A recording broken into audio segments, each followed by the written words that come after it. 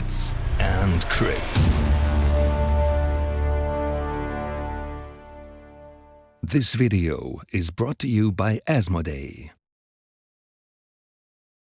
What's up, Hits and Crits family? Welcome to a new custom faction video, again with Hotshot.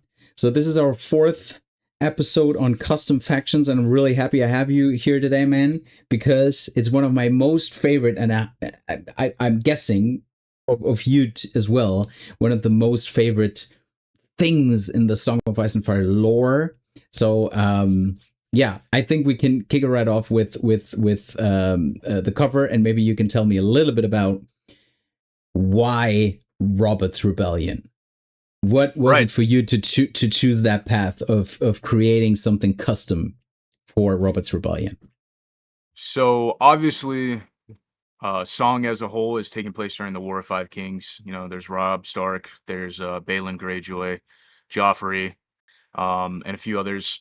And while most of everybody else's custom content has revolved around expanding factions and characters within that time frame, with House Aaron from Shane, Tully, and Tyrell from Sam Kovacs. And then obviously me with doing Blackfires to add another Essos faction to go alongside with Daenerys. And obviously Shane's other stuff with Slavers Alliance and the Giscari and everything that he's added as well. I kind of sat back one night and I was like, man, we're kind of filling out the void of the current like books like A Dance with Dragons. Like that's we finished everything besides maybe a few minor characters. But I feel like the custom community has definitely filled that void, and I hope everybody who plays with the custom stuff is enjoying it.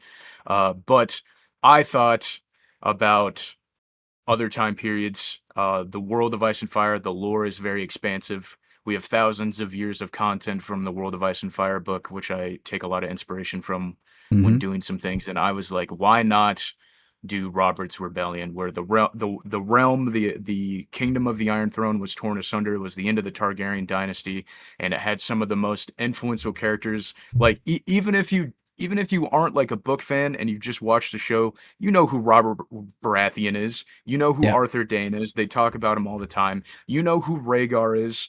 And I just felt like it was time that after Blackfire, which is, you know, it's kind of like my favorite faction. There's a ton of great characters in there. And also, a hint to the future, the Blackfires are involved in more than just Young Griff and or the Golden Company. And there's Bitter Steel, there's Daemon, there's a ton of great characters. But Robert's Rebellion is the closest to the War of Five Kings timeline, and I thought it was a great stepping point into expanding into other timelines for the game, which we've seen hinted at. We got Alicent and Rhaenyra, the promo miniatures and their cards on War Council, which one of them may or may not be extremely unfavorable to your opponent. However, with this newest season 7, maybe she's not that crazy anymore. We'll have to see. But I saw that, and then once you're gonna notice there's some art that I've tried using, such as Robert Baratheon here on the table, or not on the table, on your screen. That is some art from Tactics, and we saw Tactics was pivoting towards Robert's Rebellion. It's one of the namesake starter boxes.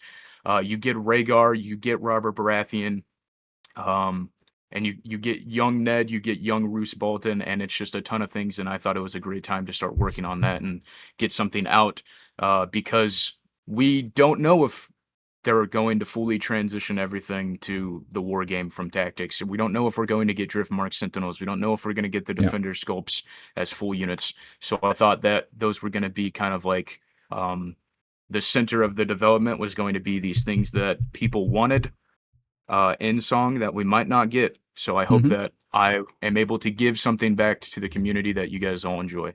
Well, I can just assume So I'm assuming you have your all-in pledge on Tactics and you're keeping it, as I do as well. Yeah. Yeah, so I'm in on everything, and then some duplicates of some of the really good like Hedge Knight sculpts, some of the other boxes that I just wanted. Two Hedge Knights. Yes. Yeah. And I even got the metal coins, mostly because me too. Me too. This is a side note. I wasn't really. I mean, obviously, I'm going to use them. Like I have the King of the Hand box for Song, and I use the Yeah. plastic tokens whenever I can. Obviously, I'm going to use the metal coins for for tactics. But Mm-hmm. side note, I also had a D&D campaign that I've overhauled into Game of Thrones, and the whole reason I bought the coins was to give them to my players for actual like physical For currency. Anyways, physical currency. Yeah. yeah. Yeah. Yeah. So, but yes, I've been told by a few people that I should probably get a refund on my over $1,000 order. But uh, I am faithful, and hopefully Me the too. old gods and the new will bless us soon. So Yeah. Yeah. I'm thinking the same. And back to your point in what will we get when tactics is delivered? I think your approach is really good because I think I mean I hope, but I don't think that we will receive tactics with like a full crossover to play each and everything in Song, right? I think that's too far out. But I'm pretty sure there will be stuff you can take this element and put it in, and this element here. I'm pretty sure this will happen. From what I know, from what I hear, what I heard, what I saw. But this is like a fully fleshed out. yeah. Well, let's say two factions competing with each other. So this you can use the miniatures, and this Yeah. and like maybe one question I see on this commander, on Robert Baratheon, for example, this one, the Lash Out, the Battle Endurance, and the Robert's Rage. I do not know about the Robert's Rage, but I'm pretty sure these three things are also on this picture we saw on Tactics, right? That these will be included with his crossover version on the Bobby Beyond horse, right? Yes, that's correct. So I went in making this from the information that I've been told by some people, and also just doing a little bit of research and looking at the post that Simon had made talking about the crossover. It's very clear, at least in my eyes, that they intend to give us commanders at the very least. I saw the Robert Baratheon's commander card, his cavalry one. I saw Ned Stark's, and I believe Rhaegar also has one. However, there was I probably don't have as much information as you do, hits and crits, but from the information I saw, so Robert's card, you see Lash Out and Battle Endurance on his cavalry commander, and then you don't. I couldn't see his third commander card; it was covered up by his front, or the tactics. Oh, okay, it was version. by the front, yeah. And then Ned's and Rhaegar's were also both covered up. And so I'm trying to stay as closely knit to the partial information that I have for how their tactics characters are going to play, and I wanted to try and convert that into Song. Now, obviously, I've had to take a little bit of liberties. We don't know how some of the wording and for some of the abilities and tactics work, and I've had to kind of either create something or go off of what we already have. Like, if it ain't broke, don't fix it, or I've had to create something new. And so that's what's kind of going on with Robert. So we know he has Lash Out and Battle Endurance, which are crazy on a Cav commander, I think, but it fits Robert Baratheon. It fits definitely. It definitely fits him. And then as for Rhaegar and like young Ned and Hoster Tully and John Aaron and a few other characters, I've had to kind of put my thinking cap on. I've had to go through and read chapters about them, read about them, which I do for every character that I decide to bring into the game, to try and find or create abilities that mesh with them the best. And I know some people aren't a fan of having three or having multiple versions of the same commanders. However, I just think there's something poetic about Rhaegar Targaryen and the way that he evolves as prince before and during Robert's Rebellion. So that's why I gave him three different characters or commanders that kind of hit these different pivotal points in the way he is as a character in the books and how we know them. And then same thing with Robert Baratheon. I mean, when he starts off the rebellion, he loses a major battle against Randall Tarley. He's fleeing, he's running away. He's trying to rally people to his cause, and then he slowly evolves into the demon of the trident that we see at the end, the kind of wrathful, stubborn king that we see in Game of Thrones and the book series. So that's just a little bit about why I've decided to go about doing some things. So Amazing. there are, if you've seen the tactics promos, you can see I've used a lot of that. Yeah, it's so cool to hear how passionate you are about the lore and bringing it into the game we all love.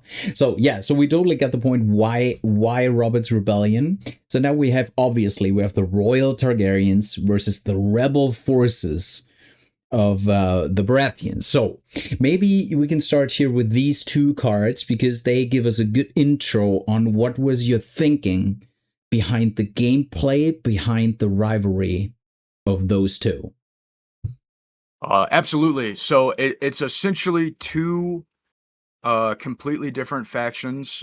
Sure, they have the Targaryen colors and they have the Baratheon colors and the stag and the three-headed dragon, but they essentially are two separate entities. They play completely different. I went in and made a whole new Targaryen deck because this is supposed to be the Targaryens when they are on the Iron Throne. They are the High Kings of Westeros. They're rulers. They're not kind of this might be hearsay for some people. They're not this bastardized Dothraki Unsullied, less than what they truly were. Shoot me. Sorry. But so I didn't feel that the current kind of aggressive, like movement focused deck that current Targaryens have, which is kind of built around the Dothraki.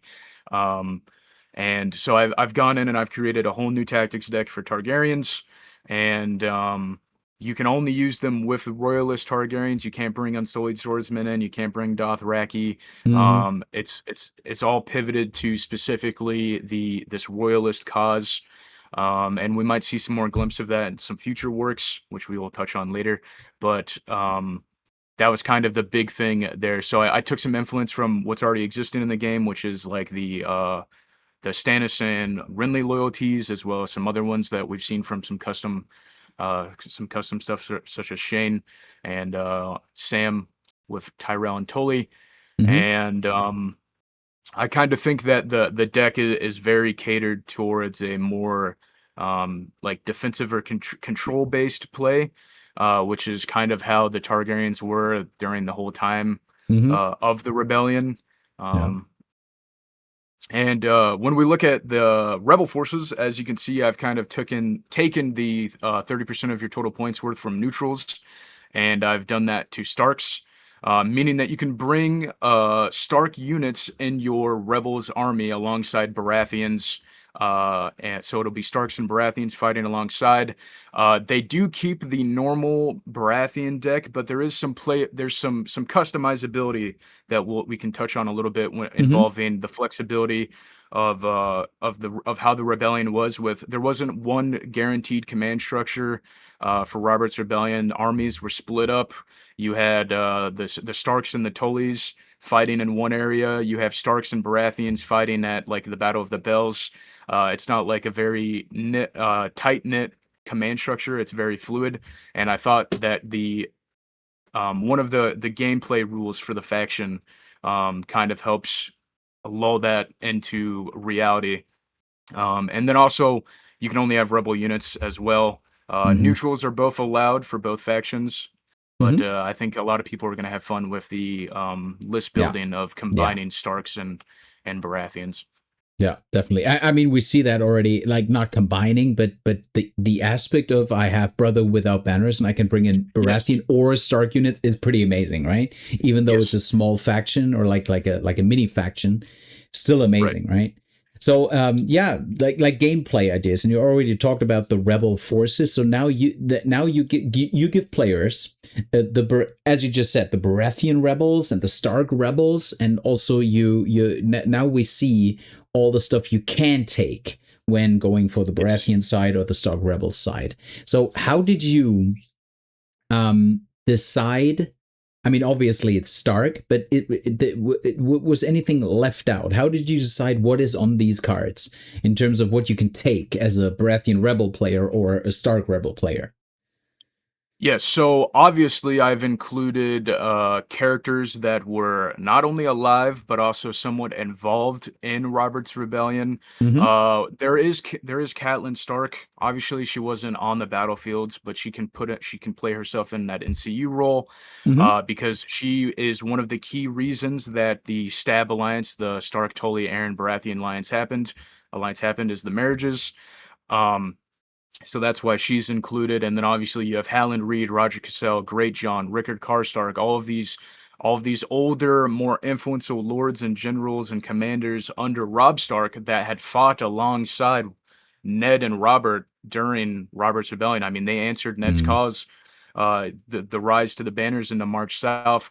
And it's the same thing over on the Baratheon side, is you get to bring both Baratheon and Stark, you get to bring the house kind of figure units, the Baratheon Sentinels, the Stark Bowmen, the Outriders, the Halberds, the Stag Knights.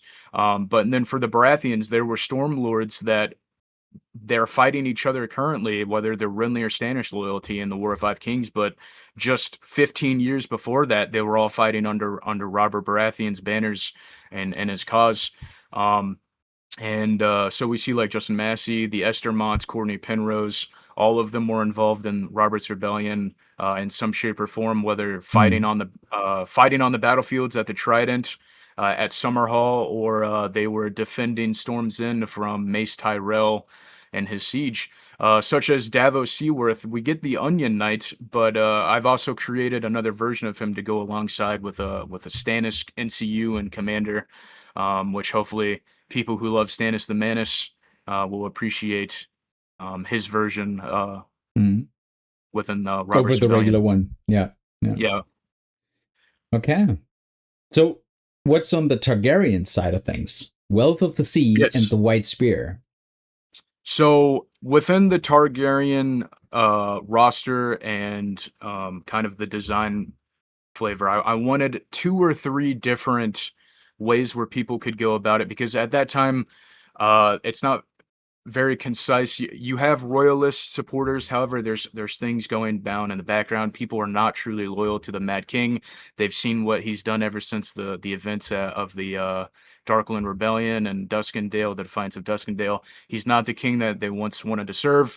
So there is a kind of, I wouldn't say sub faction, but it's more of different playstyle designs, where you have the Valerians and Celtigars, which revolve around this Wealth of the Sea system, which I don't want to say it's like pillage tokens, because it's not. It's based off of claiming the wealth zone. It's to show that even though the Valerians aren't what they were during the Dance of Dragons or even before that, they're still wealthy. They hold the Blackwater Bay.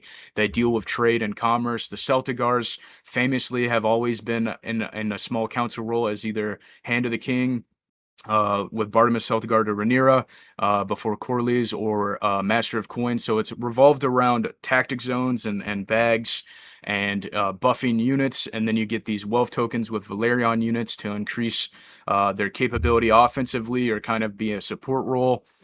So that's kind of the gameplay design for kind of like a third of the faction. And then we have a pivot with the Dornish. Lewin Martell, Elia Martell, she was married to Rhaegar. She was going to be Queen of the Seven Kingdoms. The Dornish are a big focal point of the Royalist forces. You have Lewin Martell, who was sent to rally the Dornish, and he marches with like 30,000 Dornishmen to the Trident, I think is the number. I could be wrong a little bit. So the White Spear is if you decide that you want something a little bit different than the Valerian Celtigar mix, or just the straight up royalists with Rhaegar as your commander, or Arthur Dayne, you can bring Lewin Martell, and it kind of adds this ability to bring Dorn units. So as you can see, you can get Martell Spearmen, you can get Sunspear Dervishes, you can bring some of the like Harmon Uller was marching on the Trident when he was with those 30,000 Dornish Spearmen and Men of Dorn. And then you can also bring Dorn Martell as either a commander or NCU commander, or an Mm-hmm. NCU. Because even though he wasn't fighting there, he was still involved. His family was sitting on the Iron Throne. It was his blood that was being kind of accosted and persecuted by Tywin's mad dogs. So I just wanted to try and mark as many of the um, point of views, I guess is a term that we can use Mm-hmm. for royalists. So you have like the main line. You can have Ares as a commander. You can have Rhaegar. You can bring a whole host of different Hands of the Kings because Ares goes through about 6 or 7 of them as NCUs. If you want to, pivot to this full Targaryen royalist Mm-hmm. army, or you can go Dornish, or you can bring the Valerians and Celtigars in. Amazing.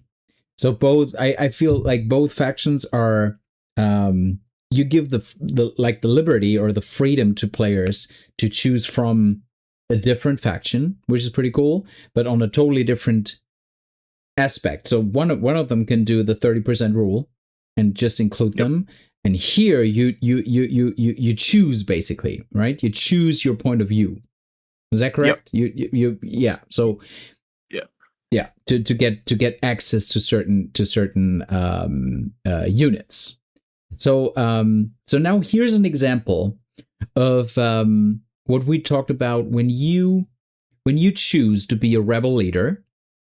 You can take out sustained assault and include one of the cards as your 4th commander card, as in the Targaryens, for example, in the regular game.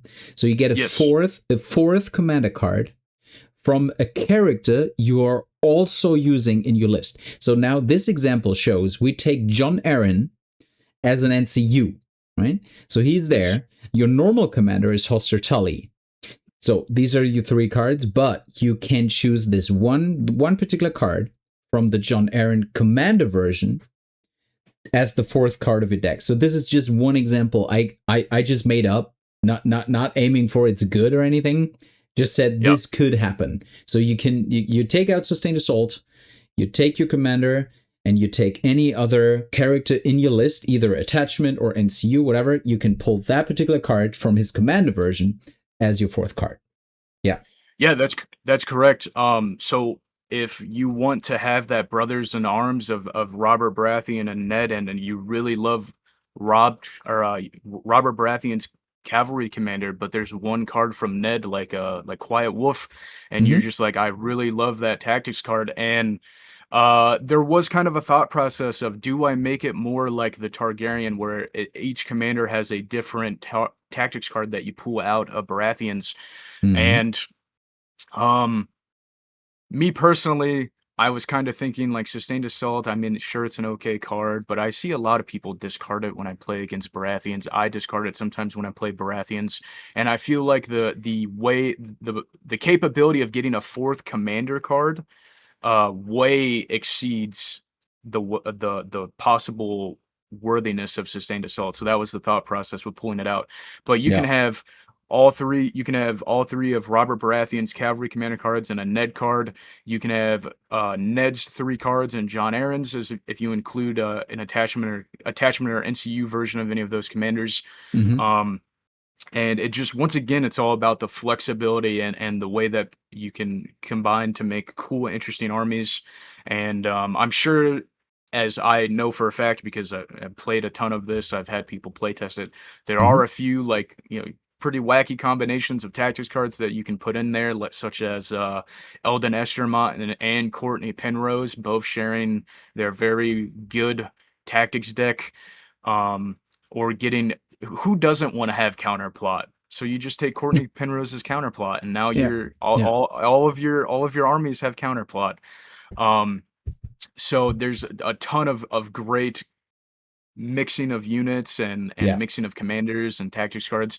And another soft little side note about new gameplay designs: if you take the commander version of Jon Arryn, I think I ran into some errors on the making the card as I was running out of space. I was putting too much on cards. But same thing for Hoster Tully and Jon Arryn. If you take their commander cards, you can include 1 House Arryn unit in your list, or you can include 1 House Tully unit in your list if Hoster Tully is your commander. So you might have noticed there was no Tully units in the Stark Rebellions because those are Tullys, not Starks. Yep. So if you want Tully Cavaliers in your list, you have to take Hoster Tully as your commander. The Lord of the Trident, the Lord of River Run. He is the one that is rallying his knights to the cause. Same thing with Jon Arryn. If you want Knights of the Vale, you have to take the Lord of the Vale to get access to his vast roster of possible units that you can bring in these great lists. Cool. But these are not the only characters we get. So we talked about the up to now the most like famous ones: Rhaegar, Robert, Hoster, Jon. But there are other iconic characters in your creation. Yeah. So maybe tell us a little bit about also Arthur Dayne, for example, which is an amazing character. The Sword of the Morning, indeed. Probably he's up there with one of my favorite characters. So yes, there is no shortage of iconic and great characters that you can find in this in either of these two factions. So on the Targaryen side, I have included probably the greatest Kingsguard to ever be written into the White Book. You have Gerald Dane, the White Bull, the Lord Commander. You have Oswald Wint, the Bat of Harrenhal, or you have Arthur Dayne, the Sword of the Morning. You have Jonathan Derry. You have all kinds of these amazing characters, and especially the big three that you find fighting at the Tower of Joy against Ned Stark and Hallan Reed and the rest of the companions from the North. Woe to the usurper if we would have been at the Trident, as what Oswald Wint says when he's there with Gerald Dane and Arthur Dane. So all of the Kingsguard have attachment versions. They're all 2 points. They all have custom themed. Well, they have Kingsguard, and there's some things about they can't be weakened, which if you want to invest 2 points of attachments, well, with the 4 free points, you kind of get 2 of them for free if you really want to include them. But I had somebody take the 4-point Royalist levies and fill all of, and bring no NCUs and only bring all 6 of the Kingsguard because I did not include Jaime Lannister. No NCUs. And did that work out for him? It did not really. Sure, his 4-point levy unit didn't get weakened, but he still lost. So yes, so there's probably the greatest members of the Kingsguard that people probably know, they've heard of, especially if they've read the books. They're included. Some of them have commanders. We see Arthur Dayne's commander card here, where he's wielding Dawn as one of his abilities, the Sword of House Dayne. Oswald or Jonathan Derry. Well, Lewin Martell, who's a Kingsguard member, has his commander version, which allows you to bring the Dornish. Gerald Hightower, the White Bull, he has a commander card or a commander version, and all of them play very drastically different. I've tried to design their tactics cards to be more like their personalities, and how they're described as knights. You also get to see on the Baratheon side, there's a whole host of other characters. Along with Jon Arryn, you have his heir Denys Arryn, who sadly dies at the Battle of the Bells after he's killed by Jon Connington. Jon Connington, who's a staple of my Blackfire / Golden Company, makes a return here as the young and ambitious Hand of the King. Obviously, there's the 3 versions of Rhaegar and Robert that get to fight. You see young Ned Stark. You see Brienne of Tarth's father, Selwyn Tarth, fought in Robert's Rebellion. You see Brian Caron's father, the Carrion Knight. He fights, making his way from the Dornish marches. There's a ton of these amazing iconic characters that we will probably never see unless we get something like a Robert's Rebellion era, and they go very in deep on all of the characters that are included. And then also there's some lesser known characters that might not be iconic, but they're very important. I mean, you see Hugh Granison, the Black Line of the Stormlands, Lucas Fell, Silveraxe Fell, who fight Robert Rebellion at the 3 battles of Summerhall. Robert is early on in the rebellion. He needs allies, so he doesn't kill them. He doesn't execute them. He says, bend the knee to me, swear fealty, and I'll let you live. And we see Hugh Granison and Lucas Fell dies there, but his son, the Silveraxe Fell, he bends the knee, and later on, those 2 men, the Black Line of the Stormlands and the Silveraxe, are fighting against the Royalists at the Trident. Same thing with Lyn Corbray. Lyn Corbray, another great character. He's a Royalist because in the beginning with the Graftons, who is also a small little tidbit of a faction and Royalists because they were the only Royalists in the Vale. You get to see Lyn Corbray, the Graftons. There's a whole host of characters. Lucerys Valerion, a ton of them. I could keep yapping about all the characters that are included here. Got it. Yeah, but that's the amazing part about it. I will link the PDF down below so everyone can download and check it out and everything. So you should definitely check out how deep Hotshot's creation get when and everyone can hear it, like how passionate you are about the lore. What I felt really interesting, and that's why I put it on the screen, is you also put in an NCU commander, which does something to the game. As soon as he comes to the tactics board, his how do you call it, his commander on the field, or his like right hand on the field, whatever, is Dennis Aaron. So that I felt was really interesting, that you also thought about bringing an NCU commander, like we know it from what's his name, Doran Martell, right? Yes, Doran Martell, yeah.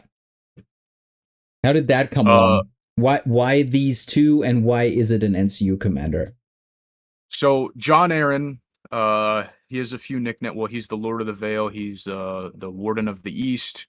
He is the future hand of the king to Robert Baratheon, but he was also the foster of the rebellion. He warded both Robert Baratheon and Ned Stark. It's how they became friends. It's how they had this, this we're not brothers, but we're more than brothers thing, this kind of blood bond. Mm-hmm. And when Ned Stark's father and brother are killed by the Mad King, Aerys demands Jon Arryn send Robert Baratheon and the head of Ned Stark to King's Landing, and Jon Arryn is this father figure. He raised these two boys. They're now young men. They're being persecuted. They're being attacked. And he's I'm not doing that. He raises the banners. He has no children of his own. That's why he's so connected to Robb and Ned. And while he's old, he's kind of probably I think he's in his like 50s or 60s at the time of the rebellion. He's even older when he passes away or is murdered by whoever you believe murdered Jon Arryn in the main timeline. He helps them with the war preparations. He helps rally. He helps create the marriage alliances between the Tullys and the Aarons and the Baratheons and the Starks. And it's through him that not only is Ned able to escape back to the north, but Robert Baratheon is able to get back to Storm's End. And I thought that I had to you have to include Jon Arryn in a Robert's Rebellion scenario, but he doesn't work very well as an on-the-field commander. He works very well as a NCU and a commander NCU. So he has an NCU version, and then he has a commander NCU version. And I thought, who better than his nephew, his heir to the Vale, to the Eyrie, Denys Arryn, and before the war started, Denys Arryn was named as the Keeper of the Gates of the Moon, and that is where the influence of his card comes from. He has inspiring presence because he was gallant and handsome, and all the ladies in the Vale wanted to marry the future Lord Paramount. But sadly, he gets killed by Jon Connington, and that is where the succession crisis happens in the Vale, and then you get Sweet Robin, who may or may not be not Jon Arryn's child.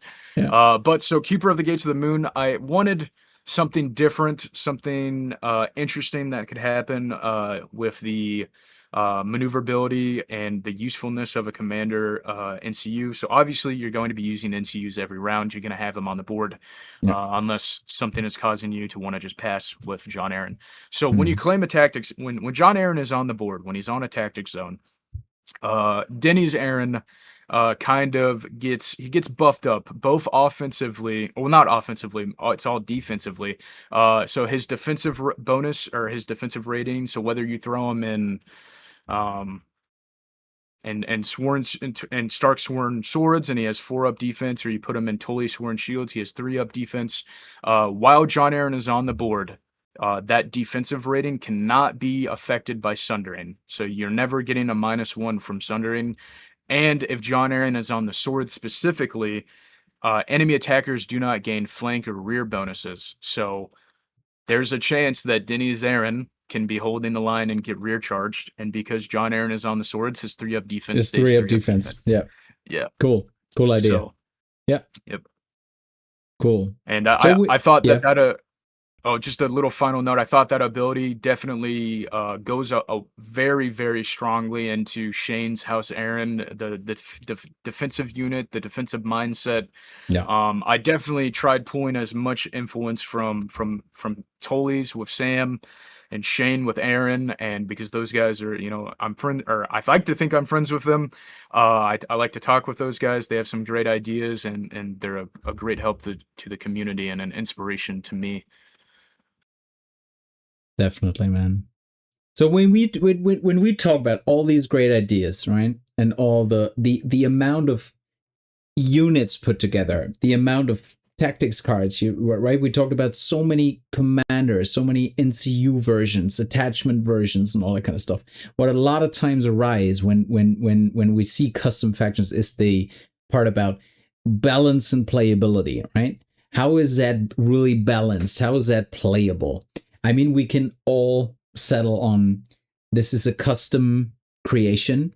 It's obviously not from CMON. It's not officially released, but I know you for quite some time now, and you helped us also bring alive the Tattered Prince, for example, with your great ideas. We might change that card soon. That one particular card, which might, especially when we think elephants might be too strong, but that happens also officially. That happens to official play testers and devs at the same time. So, what is your approach? When we take a look at these cards, what is your approach when balancing stuff, when talk about playability? And also maybe last question on it. I also heard from you that you have playtesters running around playtesting these things, and not just, I write it and it's out. So you write it and you playtest it. So maybe you can show us a little bit how you create, how you balance, how you make it playable. Yeah, so I guess before I get into this side note, we did make Hatters that was pre-season 7 Giga Chad Golden Company Elephants. I just want that to be out there. True. And sometimes there are oversights of really good combos Yeah. that even when I spend weeks doing things and testing units and trying to come up with wacky ideas, and this is for all the things I work on. Sometimes I get an oversight of, hey, did you know that this combined with this that nobody ever takes is actually like super broken? And I try to take as much of constructive. I love constructive feedback. Criticism is great. Constructive criticism. If you don't like something, you don't like it. It is what it is. But I try to take all of that constructive criticism and I like to rebalance, retool, make everything more playable, because I don't know the future of this game. I want it to continue to live. I want it to become massive. I love the IP. It's so terrible that A Song of Ice and Fire's IP is so terribly mismanaged so often. And this is one of the few great things that has come out of licensing of A Song of Ice and Fire's IP. And I want it to continue to grow and be stable. Yeah. So I want people to be able to play my custom factions against official stuff that comes out. And I've always been trying to tailor that experience to be as balanced and playable against each other as they can be, as well as being able to go against other factions. Some things in other factions might not be very balanced.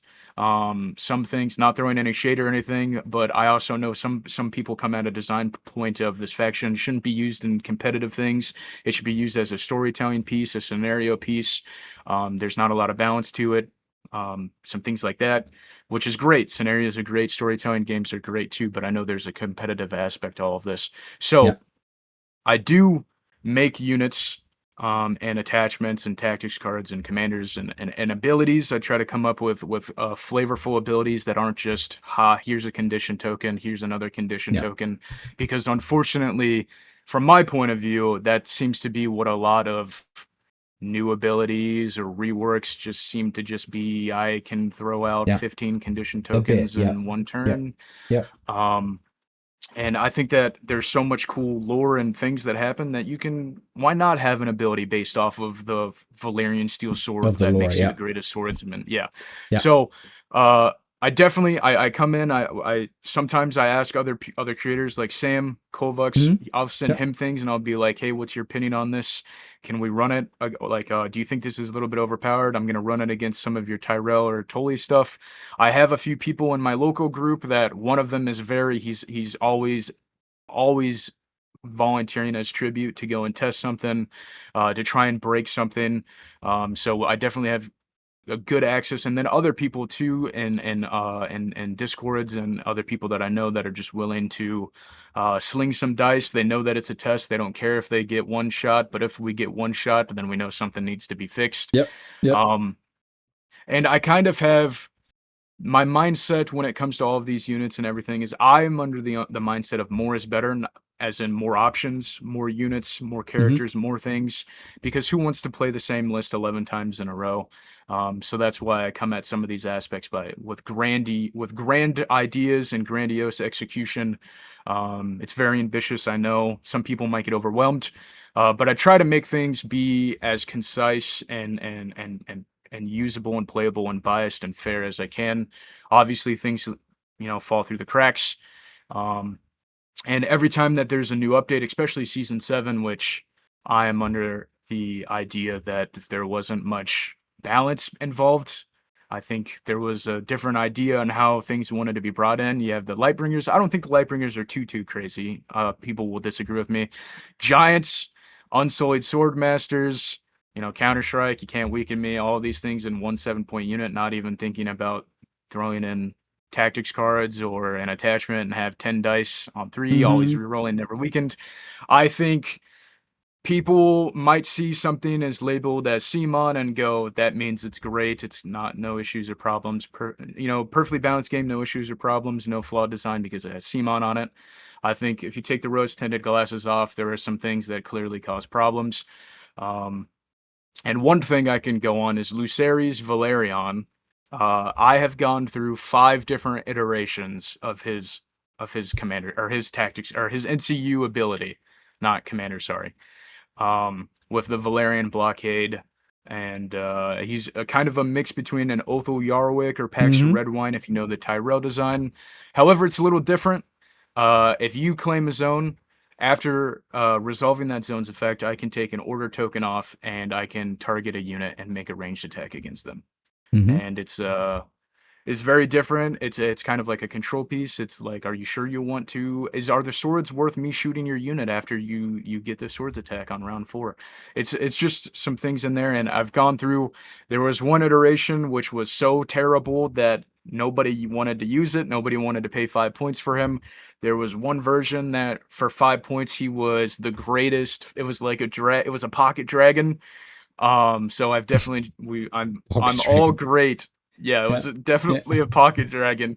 I'm all great for people telling me, hey, this thing is so crazy. It's so crazy terrible, or it's so crazy broken. Because then that means that people are playing it and they care about it, that they want things to be more balanced. So I always make an attempt to go in and fix things, especially so balance is things that whenever somebody says there's a balance issue, I get on the rework table or the balancing table. I talk to some people, I play some things out. Spelling errors, sometimes CMON takes 4 or 5 months to fix a spelling error. If I catch one, I try doing it instantly. Once again, I apologize about the spelling error on Tattered Prince. That's what happens when it's Christmas break.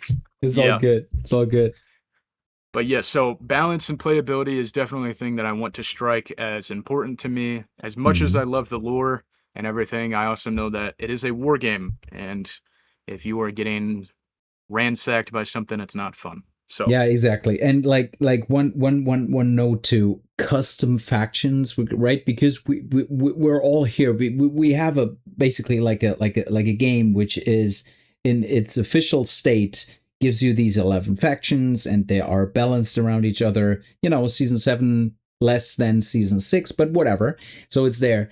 And I think people that pick up a custom faction, pick up custom game modes from this amazing French, from the French guys, this amazing custom game mode booklet, whatever.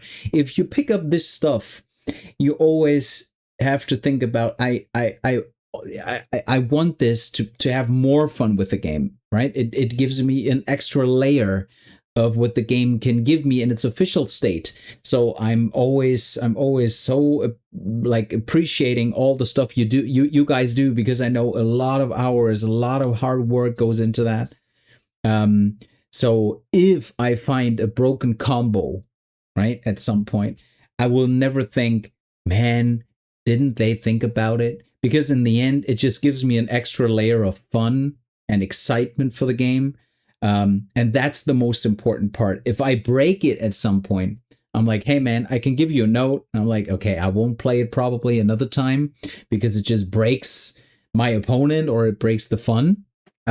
If it happens. But as you said, right, it's not like stuff like this also happens on official releases, right? Remember back in the day, remember the Golden Company Swordsman, that one, I don't know how long was it out, like 2-3 months, and then the hot fixed it. Now we have the problem, as you said, with the giants, the Lightbringers. I mean, 2 Lightbringers. I've seen 3. You know, this stuff gets getting to a point where it's not fun, right? Not fun if you max it out. If you want to power creep it, it's not fun. Giants the same, right? So so as you said, just because it's official doesn't mean it's like completely balanced and it's completely good. Right? So we all take these patches, these releases, when we all take it, as you said, and take it with constructive criticism, with this gives me an extra layer for this amazing game. May it be an official patch, may it be your custom faction, it will be something we have to appreciate. At least that's my view on it, because each and every piece we get for this game is good for the game and good for the community. So that's how I feel about it. I agree. Yeah. So, okay, so we got this. So what's next? Before you start with what's next, I can tell you we started to implement custom elements to the simulator already. We have all the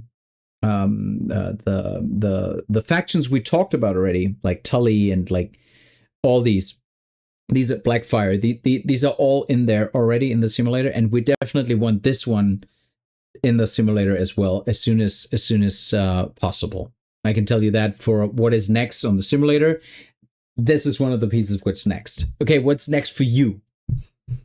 So what's next for me is obviously season 3 of House of the Dragon is coming out. Hopefully that's getting more people back into wanting to play the game, wanting to get back into any Game of Thrones or Song of Ice and Fire content. Yep.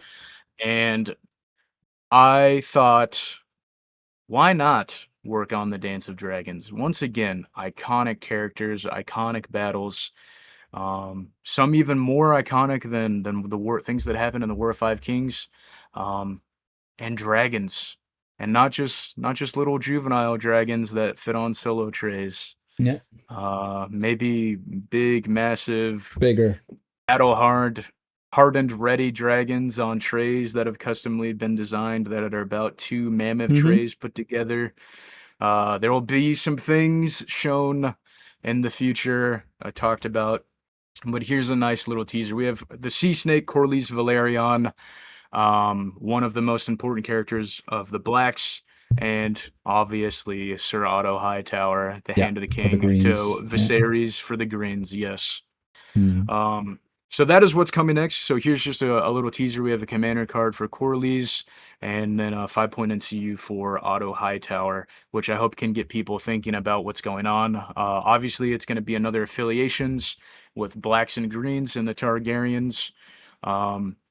And there's also been some other side projects, such as a Greyjoy Rebellion with a Greyjoy expansion, adding some more things to the Ironborn, and of course Blackfire Rebellions with the True King, the one who bore the sword, Daemon Blackfire,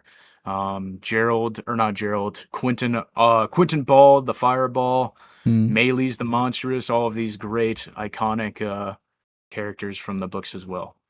Amazing.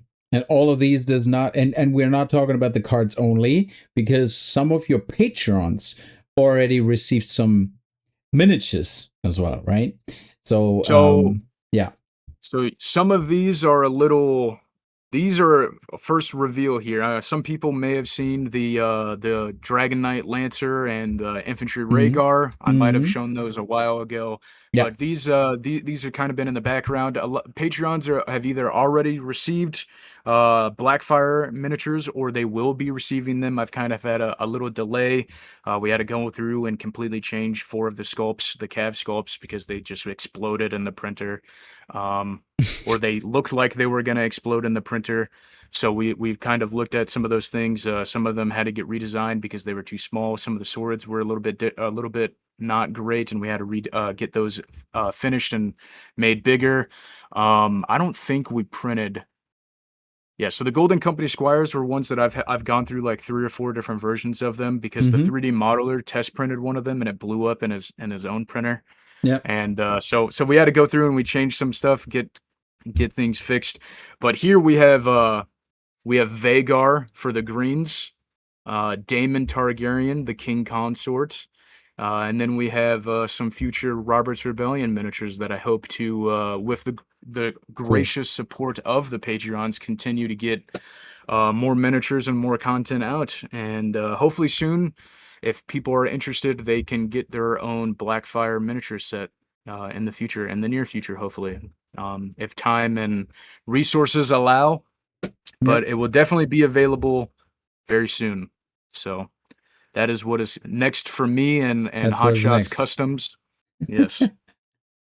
That's amazing, man. Like I get the question sometimes, man. How do you do it? Like, when do you do all the the content and the hits and crits stuff and the products and all that? And I have to be honest. I have to ask with you. I ask myself the same.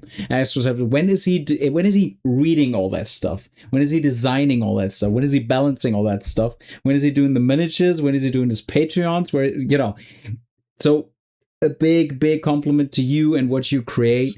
Same for Colvox and all these great design, like custom designers and Colvox with his campaign and all that. So all beside our like jobs and families and like whatever, right? So big compliment to you for achieving such things, and I'm hyped about to try it out. I'm hyped to see it on the simulator. Yeah. Glad to have it on the simulator too. Yeah. Soon. A lot of those typos happen in a 3 a.m. sleep deprived stupor. So that is to answer your That's how you do question. it. At That's how you 3 do or it. 4 a.m. Yes. All right, got it. So Yeah. sometimes the creative bug hits me and I start typing away and I'm doing research, and next thing I know, my 7 a.m. alarm goes off and I'm like, oh, so yeah. Amazing. All right, man. It was great. It was great talking to you. I think we got a great view on what you created. And again, I will put it down in the description below so you guys can take a look at the file. And please don't be shy to put your comments down below on what you like, what you might dislike, or whatever helps Hotshot and us to make more of that, to cover more of that, to create and give love to this game and to the community. So any last words from you? I just want to thanks Hits and Crits for showing off all my work and everything. I want to thank anybody that even clicks the link, whether you play it or not. You just look at it, you give any kind of attention to any of my work. It's all for you guys to enjoy. It's all for me to enjoy. It's for everybody to have fun and explore different scenarios and what ifs in the world of Ice and Fire. Yeah. And I special thanks to all the Patreon members, such as Galfarion. He's been the highest tier member. He's been a member of my small council for a very long time. Very thankful for him, as well as anybody else that, once again, even if you just looked at the Patreon to see to steal some glimpses of things that might be coming in the future. Nods is another person. Nods, you're a great guy. He makes a bunch of really cool banners. He made some Nods 222 on the Discord. Yeah. Yes. Yeah. Yeah. So he made some Blackfire and banners. Golden Company banners, which will be given in sets. So you guys have activation banners. There's been a whole host of teams of team members that have been playing and working with things, doing some 3D modeling, and all thanks to those guys for helping everything. And everybody that's watching this video, thank you. Yes. Yeah. Just everybody is staying in the community, and we will prevail, man. We will prevail. I always have a great feeling when talking like to creators like yourself and even the wider community. We will prevail. We will get through this. We are keeping our tactics pledges, and great times ahead of us. So I think we said everything. I think there's nothing more to say. Until we meet again, guys. Roll those crits.